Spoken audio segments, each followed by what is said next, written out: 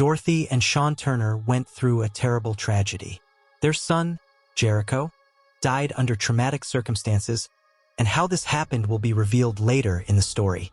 Dorothy, in particular, was psychologically destroyed by what happened and couldn't move on with her life. The only way to help her overcome all this was through a bizarre experimental therapy, in which a doll took Jericho's place. Dorothy seemed to have been hypnotized, and her emotional fragility made her see the doll as a real baby. Sean and other family members found it very strange and tried to keep this secret from others. Still, at least it brought some vivacity back to her, pulling her out of the terrible state of complete apathy she had been in before. Recently, a nanny was hired to take care of little Jericho so that Dorothy could return to her job as a newspaper reporter. The nanny, in this case, is the mysterious Leanne Grayson, a very religious and puritanical young woman. Strangely, when she meets Jericho, her reaction is completely unexpected. Sean thought the nanny would find it odd that the baby was just a realistic doll and not a real child. However, when Leanne saw the little one, she acted as if the couple's son was alive and as normal as could be. Interestingly, Sean is a highly sought-after chef who works from home most of the time and occasionally consults for restaurants. This way, he ends up interacting more with Leanne. Dorothy immediately takes a liking to the nanny, while Sean is more cautious, mainly because he felt they didn't know much about the girl, and to be honest, neither did Dorothy, so it wasn't clear to either of them how she ended up being hired. Another significant character in this story is Julian Pierce, played by Rupert Grint, who portrayed Ron in Harry Potter. Apparently, this actor is friends with Shyamalan, as he also appeared in the director's recent film, Knock at the Cabin. Anyway, Julian is Dorothy's brother. When he learns how the nanny reacted upon discovering the doll's existence, he decides to investigate Leanne's past to understand who they are dealing with. With the nanny's arrival, some strange things begin to happen. The girl places this strange object near the doll's crib. One day, while Sean is at home, he hears crying on the baby monitor. Alarmed, he goes to the baby's room and finds a real child in the crib. He is confused about how Dorothy will react when she discovers this. After all, she had been treating a doll as if it were a real baby, so what would she do when she saw a flesh and blood baby? Dorothy's reaction is the most natural possible. To her, this is Jericho, their son. Sean questions Leanne about who the baby is and where he came from because he imagined she had brought him into the house. But the young woman simply says that it is his son. Leanne speaks as if nothing strange had happened or was happening, and Sean doesn't quite know how to deal with all this. One thing he does is tell Julian, who is also shocked to see a real baby in the Turner's house. Immediately, he starts investigating missing babies to see if the child could have been stolen from someone. Strange things begin to happen to Sean in the meantime. For example, he is constantly pricked by splinters, and even one comes out of his mouth. Moreover, the chef can no longer taste the food. Considering that these things started happening after he destroyed the totem placed in the crib by Leanne, it seems safe to say that the nanny is behind all this. However, Sean doesn't make this connection. After investigating more about Leanne, they first discover that there were no missing babies. As for her past, they find out that the house she lived in with her parents caught fire. The parents died in the incident, and theoretically, Leanne also died, or at least that's what the tombstone in the city's cemetery with her name on it suggested. Sean and Julian begin to think that the young woman is someone posing as Leanne, having stolen her identity.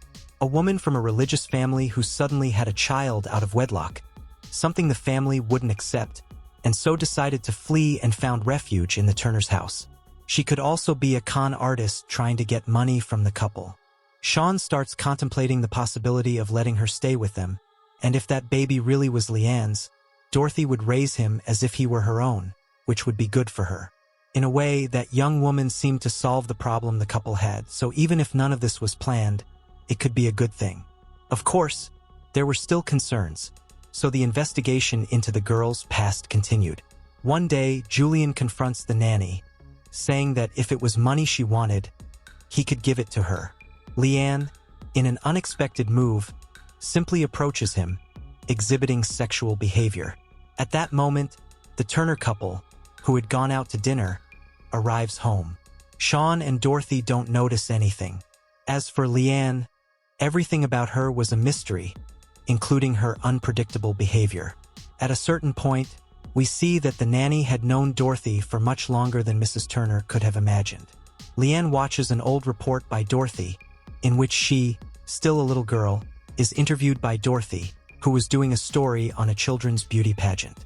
Little Leanne seemed fascinated by that reporter, and the nanny watched it all with a sparkle in her eyes.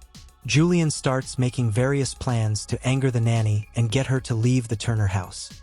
Leanne thinks that Sean is treating her poorly to make her leave his house. But when she discovers that Julian is responsible for everything, she self-mutilates with lashes on her back. Finally, a family member of the nanny appears. Leanne's uncle, named George, shows up unexpectedly at the Turner's house. Sean was not at home, as he had traveled to do an important culinary event.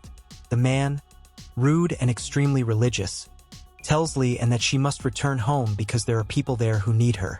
Dorothy is against this, as she by no means wanted the nanny to leave. She tells Sean what's happening, and when he discovers that a stranger is in his house, he asks Julian to go there and see what's going on. A dinner is arranged, and everyone sits at the table while observing the bizarre behavior of that distant relative of the nanny. As the rain was pouring down outside, George is invited to spend the night at the house. He wanted to leave immediately and take Leanne with him. The rain was not a problem for him since he came in the middle of a strong storm. But when Dorothy tells the visitor to stay and wait until the next day to resolve the issue, the man agrees. During the night, Julian and Dorothy find Uncle George sleeping in Jericho's crib, which was the pinnacle of the weirdness they witnessed. The next morning, Dorothy convinces Leanne to face her uncle and say she wouldn't leave with him because she liked the Turners and wanted to stay there. George leaves, but before he goes, he says he would return with Aunt May, who, according to him, Leanne couldn't say no to. Another unwelcome visitor appears, named Natalie Gorman. She was the woman who, at Dorothy's lowest point, helped her overcome everything. She was the one who devised the technique of using the doll as a form of therapy with a transitional object, something like that. Sean and Julian didn't want Natalie to discover the real baby. In fact, even the couple's friends and family didn't know that all this was happening. Previously, it was a problem if Dorothy wanted to appear in public with Jericho because he was a doll. Now, it was a real baby, but they weren't sure where he came from, so showing him to others seemed like a bad idea. Nevertheless, Natalie ends up discovering that there was a real baby and asks who he is. Julian makes up a story that Sean and Dorothy decided to incorporate Leanne into the family, working as a nanny. And the young religious girl had this child, whom she couldn't take care of being so young. So the couple was taking care of Leanne and the baby, whom they had now adopted. Moreover, Natalie and Julian end up getting romantically involved. One night, while celebrating, Sean and Dorothy go out to dinner. Leanne has her night off and decides to go out with a boyfriend. Julian is responsible for taking care of Jericho, but he is surprised when, already alone, he goes to the baby's room and finds only a doll. Desperate, Julian tries everything he can to find Jericho. He calls Sean and tries to tell him what happened, but since he is with Dorothy, he can't explain the situation. Then he tries to talk to Leanne. Julian begins to think that the girl has hidden the baby. He gets angry, accuses her, then offers a lot of money and begs her in every way to bring the baby back before his sister and brother-in-law return. In the end, when Sean and Dorothy arrive home, little Jericho is in his crib as if nothing had happened. Now, we need to talk about how the couple's son, the real Jericho, died. For a long time, Sean and Dorothy tried to have children. Mrs. Turner unfortunately suffered from a condition where her body treated fetuses like a virus and thus fought them off, causing miscarriages. This caused enormous pain for the couple until they finally managed to have a baby, Jericho. Sean had to travel for a television show about gastronomy, similar to MasterChef. Dorothy stayed home alone, taking care of the little one. She was exhausted from all the work that being a mother involves. That extremely hot summer intensified her exhaustion. One day, with so much on her mind, Dorothy ends up forgetting her son in the car. She goes inside, takes care of various things, sleeps, and experiences a peace she hadn't felt in a long time. After a day, She goes to the crib and doesn't find Jericho. Gradually, with horror, she realizes the tragic situation unfolding. In a state of catatonia, she goes to the car, takes Jericho in her arms, and returns home. For a week, she stayed with her son's body, acting as if he still existed. She talked to Sean on video calls and seemed somewhat detached during that time. Noticing this, Sean tells Julian to go see his sister. When he finally goes there, he finds a ghastly scene. He sees his sister holding the decomposing baby. The authorities were called and considered it an accident. But Dorothy never recovered, at least not until subjected to transitional object therapy and possibly hypnosis. It's never clearly stated what they did to her. But Dorothy sometimes had blackouts where she would fall into a state of catatonia, unresponsive to any stimulus. She would come back after some time, but Julian and Sean were afraid that during one of these, she would remember everything that happened to Jericho.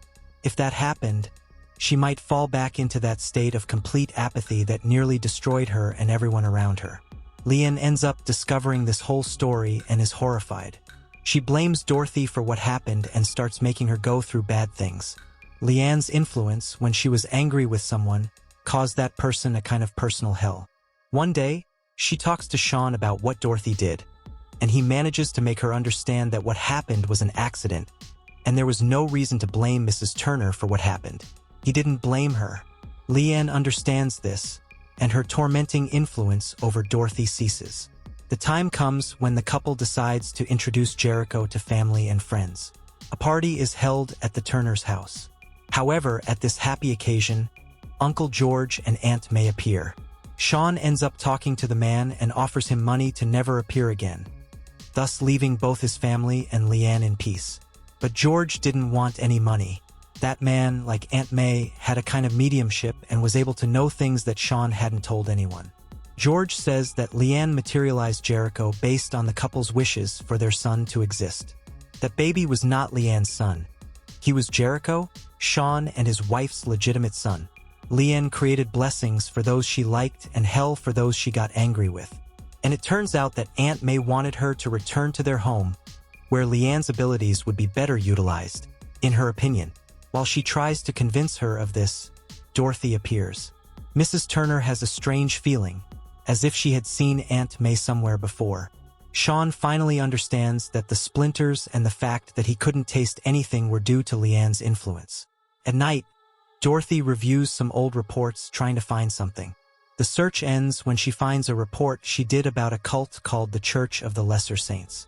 The police were trying to contain the cult members who were hiding in a rural area.